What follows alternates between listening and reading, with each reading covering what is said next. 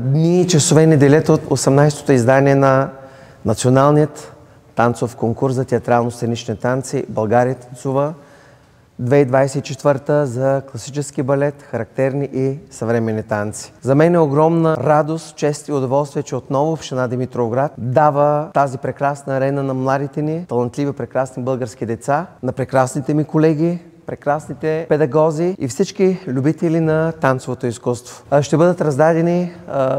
национални стипендии за пореден път от Министерството на образованието и науката, които ще бъдат в раздел професионални балетни училища за всички солисти, които са от 8 до 12 клас, както и за всички онези наши прекрасни танцори, които са любители, които са в системата на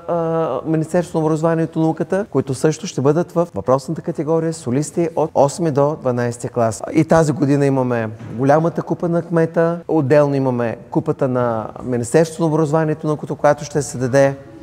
като един невероятен приз за онзи колектив, който е спечелил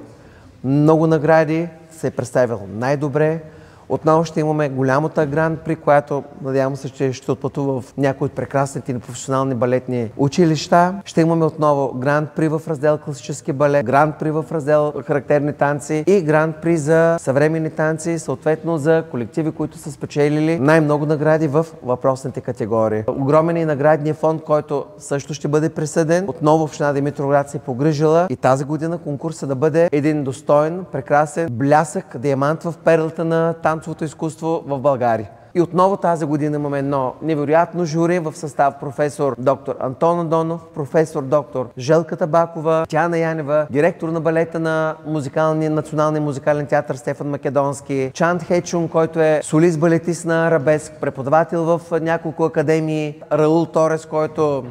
е един динамит от емоции, невероятно отношение към танцорите, и Виталий Арменянков, който също е преподавател в Академията за музикално и танцово и изобразително изкуство в град Пловдив. Категорията, която тази година за първи път съвсем официално обявихме, а именно това е категория за международни участници, така че надявам се, че отново ще се видя с прекрасните си колеги, талантливите деца на България и ще превърнем и Димитровград в едно огромно танцуващо сърце.